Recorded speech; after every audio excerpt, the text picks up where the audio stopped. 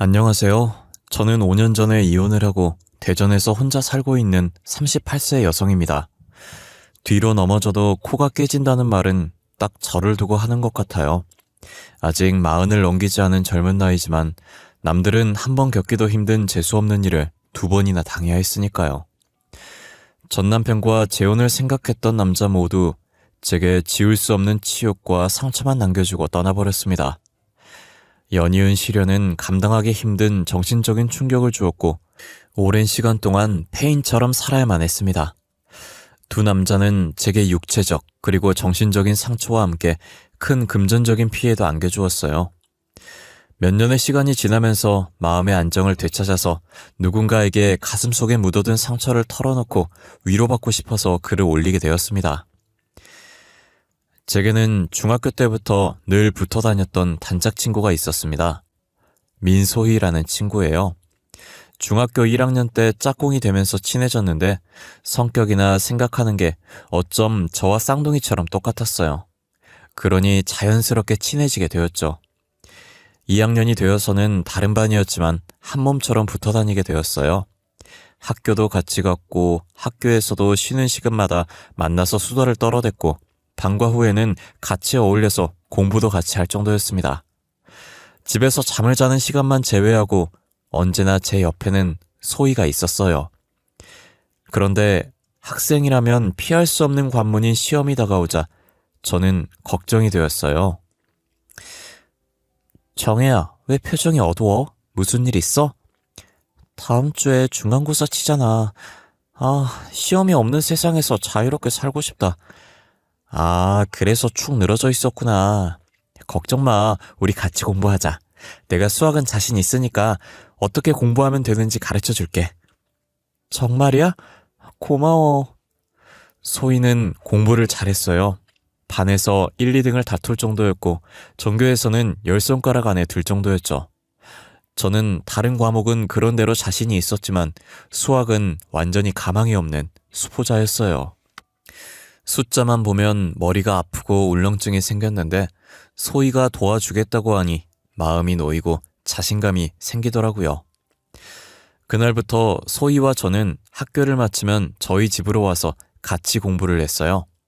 학교 수업 시간에 선생님이 하는 설명은 하나도 알아들을 수 없었는데 이상하게 소희가 차근차근 가르쳐주자 수학 문제를 어떻게 풀면 되는지 방법이 보였어요. 그래서 소희는 제 친구이자 훌륭한 과외 선생님이 되었죠.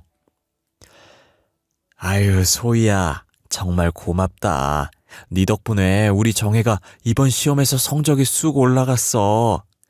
자, 이거 얼마 안 되지만 용돈에 보태 써라. 어머, 감사해요. 이런 거 받으려고 한 거 아닌데. 앞으로도 정혜랑 잘 지내고 자주 놀러 와야 한다. 네, 그렇게 할게요. 엄마도 공부를 잘하고 성격이 밝은 소희를 엄청 예뻐하셨어요. 어떤 때는 딸인 저보다 소희를 더 챙겨서 제가 질투를 할 정도였죠. 저희들은 고등학교도 같은 학교를 다녔지만 3학년이 되어서 대학을 결정해야 할 때가 되었어요. 아무리 취향이나 성격이 비슷하다고 해도 같은 대학 같은 과를 갈 수는 없었으니까요. 소희는 워낙 성적이 좋아서 걱정이 없었지만 제 실력으로는 서울에 있는 4년제 대학을 갈 수 있을지 의문스럽기만 했어요. 정혜야, 너 대학은 어디 갈지 정했어? 아니, 아직이야. 너도 알겠지만 내 실력으로 인서울 대학에 갈 수 있을지 의문이야. 그럼 띵띵대학교에 가는 건 어때? 거기라면 가능할지도 모르겠네. 우리 띵띵대학에 같이 다니자. 뭐? 소희야, 거기는 네 성적보다 한참 미치잖아. 왜 그런 후진대학에 가려고 그래? 어느 대학을 가든 무슨 상관이야. 난 너랑 함께라면 지옥 끝까지 같이 갈 거야. 소희는 같은 대학을 가려고 제 성적에 맞추려고 했어요. 그렇게 우리는 대학까지 같이 다니게 되었습니다. 저희들은 대학에서도 단짝으로 지냈고 동아리 활동도 같이 했어요. 그런데 몇 개월 뒤에 제가 한 남자를 좋아하게 되었어요.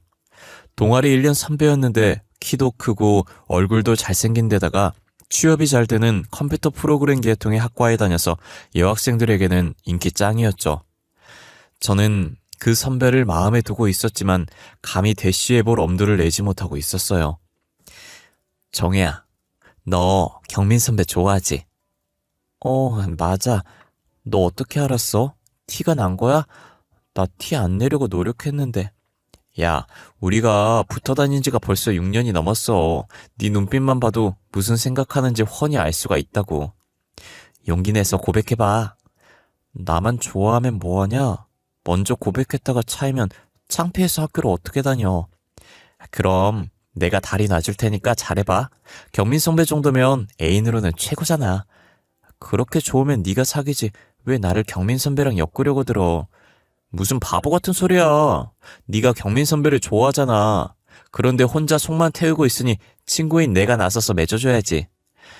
뭐 경민 선배가 마음에 들긴 하지만 나는 적어도 친구의 애인을 가로채는 염치 없는 짓은 안 해. 여자인 제가 먼저 선배에게 고백을 하고 속마음을 털어놓는 건 부끄러워서 망설이고 있었는데 소희가 저희들 사이를 연결해주는 중매쟁이를 자청하고 나섰어요. 소희가 행동을 개시한 지 얼마 뒤에 드디어 경민 선배와 제가 처음으로 데이트를 하게 되었어요. 소희가 네가 나 좋아한다고 그러더라. 사실 나도 정해 너 마음에 두고 있었어. 선배, 그게 정말이야? 내가 사람들 앞에서 말은 잘하는데 정작 좋아하는 여자 앞에서는 꿀먹은 벙어리가 되거든. 그래서 고백을 못하고 있었어. 경민 선배도 저를 좋아하고 있었다는 걸 알게 되자 전 날아갈 것처럼 기뻤어요. 그 말을 들은 소희는 저보다 더 좋아했죠. 내가 발에 땀나도록 노력한 보람이 있네. 첫사랑을 이룬 걸 축하해. 나중에 한턱 단단히 쏴야 한다. 당연하지. 모두 네 덕분이야. 소희의 축하를 받으며 경민 선배와 저는 커플이 되었어요. 저희들이 데이트를 할 때면 늘 소희를 불렀습니다. 아주 가끔씩은 선배와 둘이서 나들이를 가거나 밥을 먹고 영화를 볼 때도 있었지만 소희가 없으면 분위기가 이상해서 제가 먼저 소희를 불러내곤 했죠. 선배와 저는 졸업을 할 때까지 캠퍼스 커플로 지내면서 연애를 하다가 선배가 직장을 구하자 바로 결혼을 했습니다. 저도 직장을 구했는데 아쉽게도 서울이 아니라 대전에 있는 회사에서 일하게 되었어요.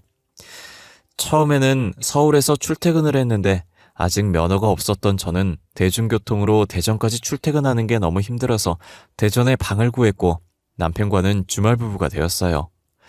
금요일 밤이면 서울로 와서 남편과 지내다가 일요일 오후가 되면 대전으로 내려갔어요. 그렇게 3년이 지난 후에야 남편의 행동이 뭔가 이상하다는 걸 알게 되었어요. 여보, 이번 주말에 서울에 올라올 거야? 그럴 거야. 왜? 내가 갑자기 지방으로 출장 갈 일이 생겨가지고 집에 봐도 당신 혼자 지낼 텐데 그냥 대전에 있어. 아, 그렇구나. 알았어. 그럼 다음 주에 갈게. 잘 지내. 사랑해. 나도 사랑해. 남편은 자주 출장이며 다른 핑계를 대면서 주말에 제가 서울로 올라오지 못하게 했어요. 그러다 여자의 예민한 직감으로 제가 없는 주중에 다른 여자가 제 집에 드나든다는 걸 본능적으로 느끼게 되었죠. 지우려고 해도 지울 수 없는 낯선 여성의 채취를 본능적으로 느낄 수 있었습니다. 하지만 심증만 있다 보니 그걸로 남편을 의심할 순 없었고 떨어져 지내다 보니 제가 너무 예민해졌다고만 생각하고 말았어요. 그러다가 대학 동아리 선배를 통해서 믿을 수 없는 충격적인 말을 듣게 되었습니다. 정혜야, 잘 지내지? 언니 어쩐 일이야? 내 시댁이 대전이잖아. 내일 시댁에 들리는데 시간 되면 얼굴이나 한번 보자. 다음날 대전에 내려온 선배 언니와 오랜만에 회포를 풀면서 이런저런 이야기를 하는데 언니가 망설이더니 남편과 소희에 대한 말을 꺼냈어요. 네 남편은 어때? 잘 지내? 그럼 주말 부부이기도 하고 서로 일하느라 바쁘니까 주말에 만나도 피곤해서 집에서 잠만 자. 소희랑은 자주 연락하니? 소희? 그러고 보니 걔하고 안 본 지도 한참 됐네. 사는 게 뭔지 바쁘다는 핑계로 단짝 친구 생각도 하지도 않고 지냈네. 제 말을 들은 언니는 한참 동안 말이 없다가 입을 열었습니다. 아무래도 네 남편하고 소희 그 기집애랑 뭔가 수상해. 언니, 그게 무슨 말이야? 사실 얼마 전에 친구들이랑 카페에 갔다가 네 남편이랑 소희를 봤거든. 언니의 말에 따르면 소희와 남편이 다정하게 팔짱을 끼고 카페에 들어와서 나란히 붙어 앉더니 다른 사람들의 시선은 아랑곳하지 않고 껴안고 얼굴을 만지면서 애정 행각을 하더라는 거예요. 학교 때부터 잘 알고 친하게 지내다 보니 그럴 수는 있는 법이지만 도가 너무 지나친 것 같아. 분명 뭔가 있는 것 같으니까 네가 잘 살펴봐. 언니의 말은 고요하던 제 마음을 흔들어 놓았습니다. 남편에게 다른 여자가 있을지도 모른다는 근거 없는 의심이 확신으로 바뀌는 것 같았어요. 언니와 만나고 나서 저는 먼저 소희에게 연락을 했어요. 정혜야, 이게 얼마만이야. 세상에, 연락 안 한 지 1년이 넘었네. 그러니까 우리 너무 무심했어. 이번 주말에 시간 어때? 한번 보자. 어쩌지? 이번 주는 선약이 있어. 내가 다시 연락할게. 소희는 다른 약속이 있다고 했고 얼마 뒤에 다시 연락을 해도 바쁘다고 했어요. 저는 왠지 소희가 저를 피한다는 느낌을 받았습니다. 고민하던 저는 회사에 월차를 내고 주중에 불시에 집에 들이닥쳤어요. 그리고 보지 말아야 할 더러운 꼴을 보고 말았네요. 집 안에 들어가자 안방에서 남녀의 웃음소리가 들렸습니다. 안방문을 열자 남편과 소희가 나란히 침대에 누워 있었죠. 여보, 이 시간에 당신이 어떻게... 저는 가슴 속에서 불덩어리 같은 화가 치밀어 올랐고 몸이 덜덜 떨려서 말조차 제대로 나오지 않았어요. 이런 나쁜 자식, 어떻게 단짝 친구랑 바람을 피울 수가 있어? 제가 발악적으로 소리를 지르자 남편은 고개를 숙이고 아무 말이 없었어요. 그런데 소희는 아주 태연했어요. 정혜야, 너희 둘을 맺어준 사람이 나잖아. 그러니 나도 경민 선배를 만날 권리가 있다고 생각해. 소희는 저를 똑바로 쳐다보면서 말 같지도 않은 소리를 짓거렸어요. 저는 참을 수 없는 분노와 모욕감에 소희의 뺨을 갈겨버렸죠. 너 입에서 나오면 다 말인 줄 알아? 너 같은 인간을 직구로 생각했던 내가 부끄럽고 원망스러워. 당장 내 집에서 나가.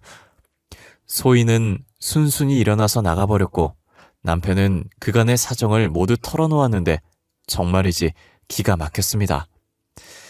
남편은 저를 만나면서도 소희와 양다리를 걸치며 이미 깊은 관계를 맺고 있었어요. 오히려 저와 데이트를 한 것보다 몰래 소희를 만난 적이 더 많았을 정도였죠. 그런데 소희를 두고 저와 결혼을 한 건 모두 돈 때문이었어요. 남편의 집안은 형편이 어려웠지만 저희 집은 제법 넉넉해서 결혼하고 신혼집도 저희 집에서 구해주었거든요. 남편은 연애를 하면서 재미는 소희와 보고 결혼은 형편이 나은 저와 했던 거죠. 그리고 결혼 후에도 둘의 관계는 계속 이어졌던 겁니다. 저는 이혼 소송을 했고 얼마간의 위자료를 받고 갈라섰지만 단짝 친구에게 뒤통수를 얻어맞고 남편의 배신으로 인한 이혼의 충격에서 2달이 넘게 헤어나오지 못하고 있었어요. 약간의 대인기피증까지 생겨서 장을 본다든지 꼭 필요한 경우가 아니면 외출도 하지 않고 온종일 집안에서만 지냈습니다. 물론 다니던 직장도 그만두었죠. 번아웃이 온 것처럼 어떤 것에서 흥미가 느끼지 않고 만사의 의욕이라고는 느껴지지 않았어요. 정신과를 찾아가서 상담을 받아보니 우울증 초기 증상이라고 하더군요. 하루 종일 침대와 한 몸이 되어서 누워있으니 온갖 이상한 생각들이 머릿속을 떠돌며 저를 괴롭혔습니다. 그때 저는 극단적인 선택을 하는 사람들의 비참하고 절박한 심정을 몸으로 느낄 수 있었어요. 이러다가 나도 그런 사람들처럼 충동적으로 해서는 안 되는 선택을 하는 건 아닌지 두렵기도 했어요. 그때 선배 언니가 저를 찾아왔습니다. 선배 언니는 살이 쭉 빠진 제 몰골을 보더니 한숨을 쉬었어요. 너 이렇게 집에만 틀어박혀 있다가는 정말 폐인 되겠다. 나는 후배를 남보다 먼저 떠나보낼 생각은 조금도 없으니까 내 말대로 해. 언니는 테니스를 다시 시작해보라고 권했어요. 언니는 고등학교 때는 테니스부에서 활동한 적이 있었고 대학에서는 취미로 테니스를 쳤는데 언니를 따라서 코트에 가서 처음 테니스를 배우게 되었죠. 처음에는 실수 연발이었지만 나중에는 테니스의 매력에 푹 빠지게 되었어요. 몸을 움직이면서 운동을 하면 잡생각이 싹 사라질 거야. 매일 멍하니 누워만 있으면 사는 게 귀찮아지기만 할 뿐이야. 나도 알아, 언니. 그런데 지금은 아무것도 하고 싶은 생각이 없어. 억지로라도 몸을 움직여야 돼. 어서 일어나. 언니는 싫다는 저를 반강제로 끌고 테니스 클럽으로 갔습니다. 언니가 잘 아는 코치가 운영하는 클럽이라고 했어요. 안녕하세요. 최준호라고 합니다. 테니스를 쳐본 적은 있으세요? 네, 대학 때 잠깐 했어요. 오래 쉬셨으니까 기초부터 천천히 가르쳐 드릴게요. 처음에는 언니의 강압적인 권유로 테니스 클럽에 나가기 시작했지만 코치의 자상하고 친절한 배려 덕분에 다시 운동에 맛을 들이게 되었어요. 공에 집중해서 몸을 움직이다 보면 저를 괴롭히던 잡생각은 흔적도 없이 사라져버렸고 사는 게 재미있고 즐겁다는 걸 알게 되었어요. 몇 달이 지나면서 이혼의 상처는 사라지고 대신 새로운 남자가 제 마음속에 들어왔습니다. 바로 그 코치였어요. 그도 제게 호감을 가지고 있다는 느낌은 들었지만 썸만 타고 있었는데 그의 고백으로 연애를 시작하게 되었어요. 정혜 씨도 저처럼 이혼을 한 아픔이 있다고 들었어요. 상처받은 사람들끼리 다시 한번 시작해보는 건 어때요? 전 진심으로 정혜 씨를 사랑합니다. 그의 진심 어린 고백은 제 마음을 사로잡았고 저희들은 뜨거운 연애를 하게 되었습니다. 그와 같이 있으면 전 남편과 연애를 할 때보다 더 설레이고 가슴이 두근거렸어요. 그가 이혼을 한 이유는 아내가 내연남과 바람이 나서 자기 명의를 도용해서 거액의 대출을 받았기 때문이라고 했죠. 아내와는 갈라섰지만 아내가 받은 대출은 고스란히 자기가 감당해야 하는 처지라고 했습니다. 그것 때문에 아파트와 가진 돈을 전부 날리고 지금은 원룸을 월세로 얻어서 지내고 있다고 했어요. 저처럼 배우자에게 배신을 당한 처참한 과거를 가지고 있다고 생각하니 동병상련이란 말처럼 그에게 더 깊은 애정이 느껴졌어요. 저희들은 둘 다 재혼이니 결혼식 같은 건 생략하고 동거를 시작하기로 했죠. 그런데 신혼집을 장만할 여유가 없으니 우선 급한 대로 제가 사는 빌라에서 동거를 시작하기로 했어요. 그는 천성이 낙천적이고 밝은 성격이라 아무리 힘든 일을 당해도 얼굴을 찌푸리는 일이 없었습니다. 인생사 세옹지마라는 말이 있고 비가 온 뒤에 땅이 굳어지는 법이야. 슬픈 일이 지나면 분명히 좋은 일이 따라오는 거야. 항상 밝은 미소로 희망을 가지고 살아가는 남편의 영향 때문인지 전과는 다르게 세상 모든 일이 긍정적으로 보였어요. 이제 살아갈 힘과 용기를 얻어서 저는 예전에 다녔던 회사에 재취업 신청을 했는데 운이 좋아서 받아들여졌어요. 그런데 대전에는 자리가 없어서 서울 본사에서 근무하라는 지시가 내려왔어요. 이번에도 남편과 주말 부부가 되어야 하는 신세가 되고 말았네요. 남편은 아쉬워하면서도 저와 떨어져 지내는 걸 은근히 좋아하는 것 같았어요. 얼마 후에 휴일이어서 점심 무렵까지 늦잠을 자고 있었는데 초인종 소리에 문을 열어주었어요. 그랬더니 낯선 여성이 활짝 웃으며 서 있는 겁니다. 안녕하세요. 저 어제 맞은편 빌라에 이사 왔어요. 떡이라도 돌리면서 이웃들에게 인사를 드리는 중이에요. 새로 오셨구나. 반가워요. 들어오세요. 그녀는 저와 비슷한 또래로 보였는데 저보다 2살 연상이었어요. 내가 언니네. 그럼 말 놓고 지내도 되겠지? 네? 그러세요. 정혜도 나를 언니라고 생각하고 지내. 낯선 여자의 이름은 정민경이었고 초면에 말을 트고 지내겠다는 그녀가 당돌하게 여겨졌지만 그 여자는 저를 오랫동안 알아왔던 동생처럼 자연스럽게 대하기 시작했어요. 처음에는 부담스럽고 낯설었지만 시간이 지나면서 친해지게 되자 저도 그녀를 언니라고 서스럼 없이 부르게 되었어요. 그런데 어느 날 누군가 저를 훔쳐보고 있다는 걸 알게 되었어요. 맞은편 빌라 2층에서 제가 사는 집을 보고 있다는 걸 알게 된 거죠. 창문을 통해서 햇빛에 반사되는 망원 렌즈를 발견하고 말았습니다. 그 집은 민경 언니가 살고 있는 집이었어요. 그렇다면 민경 언니가 저를 훔쳐보고 있다는 말이 되는데 이해할 수가 없었죠. 처음에는 제가 오해를 했다고 생각했지만 그녀가 저를 지켜보는 은밀한 시선을 확실히 느낄 수 있었습니다. 그렇다고 경찰에 신고를 할 수도 없고 언니를 찾아가서 왜 저를 감시하냐고 따지기도 애매한 상황이어서 모른 척하고 지냈는데 우연히 부동산 사장님과 이야기를 하다가 민경 언니가 저를 계획적으로 훔쳐본다는 걸 알 수 있었어요. 공과금 문제로 제가 전세로 사는 빌라의 관리를 맡고 있는 부동산 사장님을 찾아간 적이 있었는데 그때 사장님은 민경 언니가 조건이 더 좋은 다른 집은 놔두고 맞은편 빌라를 고집했다는 말을 해주었어요. 창문을 통해서 한참 동안 밖을 쳐다보더니 그 집으로 들어오겠다는 거야. 내가 더 좋은 집을 보여주겠다고 해도 막무가내로 싫다고 하더라고. 부동산 사장님이 대수롭지 않게 흘린 말이 제게는 확신을 주었어요.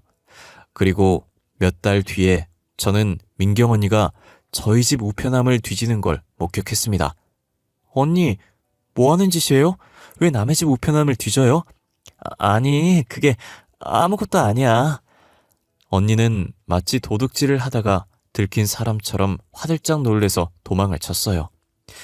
더 이상한 건 다음날 언니를 찾아가서 왜 저를 감시하고 있는지 따져 물었어요. 그랬더니 언니는 딱 정색을 하면서 부인했어요. 정혜야, 내가 널 감시한다고? 네가 신경이 예민해서 뭔가 오해하는 모양인데 난 그런 적 없어. 기가 막혔지만 언니가 아니라고 딱 잡아떼니 증거도 없이 더는 따질 수 없었어요. 그 뒤로 전 언니를 멀리하면서 지내게 되었어요. 그런데 며칠 후에 민경 언니가 집으로 찾아와서 믿기 힘들 정도로 소름 끼치는 이야기를 들려주었어요. 너 최준우란 인간하고 동거하고 있지? 네, 맞아요. 당장 그 자식하고 헤어져. 네? 아니, 언니가 뭔데 함부로 그런 말을 해요? 내가 그 인간 전처야. 언니의 말에 저는 놀라서 입이 딱 벌어졌는데 다음 말이 더 충격적이었어요. 그 자식 완전히 사기꾼이야. 그 자식이 무슨 짓을 꾸미는지 알아내려고 네 집을 쭉 지켜봐왔어.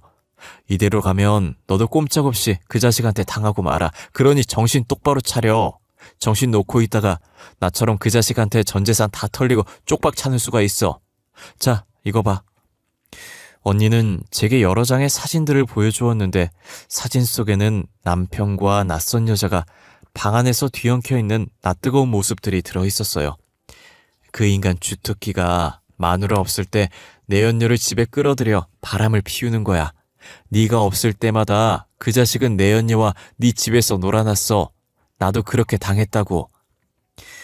언니는 직장인 테니스 동호회에서 만나서 친해져 결혼을 하게 되었다고 했어요. 워낙 여자한테 잘해주는 호감형이라 쉽게 애정을 느껴서 결혼을 했는데 나중에 알고 보니 타고난 바람둥이였다고 해요. 언니가 시댁에 가거나 회사 일로 며칠씩 출장을 갈 때면 어김없이 내 연녀를 집에 끌어들여서 더러운 짓거리를 해왔다는 거죠. 그리고 결정적으로 그 자식은 내 뒤통수를 치고 도망쳤어. 꼬리가 길면 밟힌다고 언니가 그의 불륜을 알아차리자 그는 아파트를 담보로 1억의 대출을 받아서 사라졌다는 겁니다. 처음 신혼집을 구할 때 반반씩 부담해서 아파트를 샀고 공동 명의로 하겠다고 약속을 했지만 그는 몰래 아파트를 자기 명의로 해버렸던 거예요. 내가 그 자식을 잡으려고 서울을 이잡듯이 뒤졌는데 대전으로 도망쳐왔던 거야. 그리고 너를 먹잇감으로 찍은 거라고. 언니는 그를 찾는 걸 포기하고 지내다가 서울이 싫어져서 사촌 언니가 사는 대전으로 이사를 하려고 여러 군데 집을 알아보고 있었는데 우연히 들린 이 동네에서 제가 그와 같이 있는 걸 보게 되었다고 하더라고요. 언니는 맞은편 집을 얻은 다음에 제가 아니라 전 남편을 지켜보면서 감시를 해왔던 거죠. 전 날벼락을 맞은 것처럼 정신을 차릴 수가 없었고 언니의 말을 믿을 수가 없었습니다. 당장 남편에게 따지고 싶었지만 테니스 대회에 출전하느라 어제 지방에 내려갔어요. 일단 다음 주에 남편이 돌아오면 모든 게 밝혀질 테니 기다리기로 했어요. 하지만 부동산 사장이 저를 찾아오면서 그놈에게 완전히 당했다는 걸 알게 되었어요. 아니, 왜 갑자기 전세금을 빼서 이사를 가려고 해? 갈 곳은 정했어? 나한테 말했으면 좋은 데 알아봐 줬을 텐데. 네? 이사라뇨? 그리고 전세금을 빼다니 무슨 말씀이세요? 제 말에 부동산 사장님이 더 당황했어요. 이틀 전이야, 남편 양반이 그 집주인을 찾아와서 급한 사정이 생겼으니 전세금을 빼달라고 했다는 거야. 그놈은 전세 계약자인 제 인감도장에 찍힌 위임장을 보여줬다고 합니다. 아직 계약이 남아있어서 안 된다고 했지만 워낙 사정을 하길래 집주인이 그쪽하고 통화해서 확인한 다음에 전세금 7천만 원을 남편에게 내줬다고 했어. 근데 모른다니? 이게 무슨 소리냐고? 저는 심장이 멎는 것 같았고 하늘이 노랗게 보이면서 다리에 힘이 풀려서 그 자리에 주저앉고 말았습니다. 제 머릿속에는 보름 전의 일이 떠올랐습니다. 여보, 당신 휴대폰 좀 줘봐. 휴대폰은 왜? 후배놈이 휴대폰 장사를 하는데 유심칩만 가져오면 최신형으로 업그레이드 해주겠대. 그놈은 업그레이드를 빌미로 제 휴대폰을 가져갔는데 아마 그때 업자를 통해서 복제폰을 만들었던 겁니다. 그래서 집주인이 제게 전화를 했지만 그 전화를 그놈의 내연녀가 받아서 제 행세를 해서 집주인을 속였던 거죠. 그놈이 가로채간 전세금은 전 재산이었어요. 진작 민경 언니의 말대로 그놈을 의심했어야 했는데 넋을 놓고 있었던 제가 한없이 원망스러웠습니다. 하지만 이미 엎질러진 물이었고 돌이킬 방법은 없었죠. 그런데 민경 언니는 그놈이 다시 올 거라고 했어요. 짐이 그대로 있잖아. 내 생각에 그놈은 다시 와서 자기 짐을 챙겨갈 거야. 언니, 전세금까지 모두 챙겼는데 무슨 미련이 남아서 다시 오겠어. 다 끝났어. 아니야. 그놈은 내가 여기 있다는 거 몰라. 네가 서울에 있는 날을 골라서 다시 올 거야. 나한테 맡겨. 나도 그놈한테 당한 걸 갚아야 하니까. 전 민경 언니의 말을 믿지 않았지만 그냥 언니가 하는 대로 내버려 뒀어요. 저는 회사에 사정이 있다고 말하고 휴가를 냈습니다. 그리고 이틀 뒤에 그놈은 내연녀를 데리고 집으로 왔어요. 아무도 없을 거라고 생각하고 마지막으로 짐을 챙기러 왔는데 그들을 맞이한 사람은 민경 언니였어요. 어머, 자기야, 오랜만이야. 야반도주 하듯이 도망치면 내가 못 찾을 줄 알았지? 언니를 본 그 인간은 저승사자를 만난 것처럼 놀라서 멍한 표정으로 얼굴이 하얗게 질려서 아무 말도 못하고 서 있다가 곧 정신을 차리고 냅다 도망을 쳤어요. 하지만 제가 부른 경찰이 그를 잡았습니다. 최진호 씨, 당신을 사기죄 및 사문서 위조 혐의로 긴급 체포합니다. 이거 나요. 나는 아무 잘못이 없어요. 죄 없는 사람한테 왜 이래요?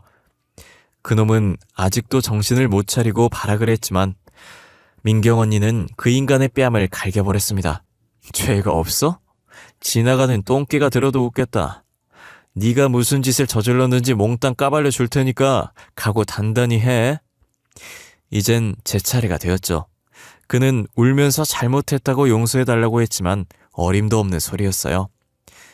넌 배신당한 상처가 아직 아물지도 않은 내 가슴에 소금을 뿌리고 전 재산을 가로챘어. 나쁜 자식. 내 눈에서 피눈물이 나도록 만들어놓고 용서해달란 말이 나와? 여보, 내 잘못이 아니야. 전부 저 여자가 꾸민 짓이야. 난 그저 시키는 대로 한 잘못밖에 없어. 그러자 옆에서 듣고 있던 내연녀가 소리를 질렀어요.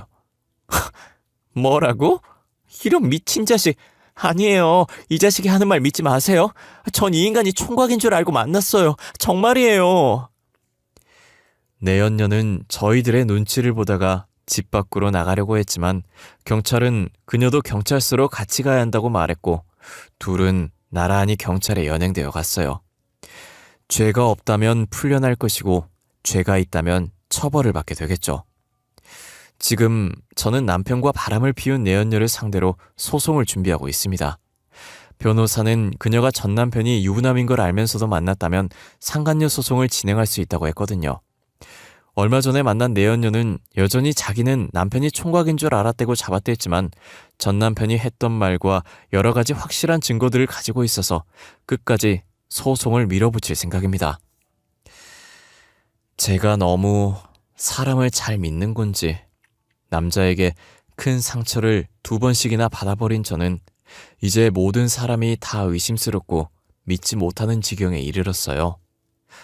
두서없는 제 하소연을 끝까지 들어주셔서 감사드리고 언젠가 사소한 일에도 감사하는 마음을 가지고 살아간다면 행복은 저절로 따라올 거라고 믿고 싶습니다. 여러분들의 건강과 행복을 기원하면서 글을 마치겠습니다.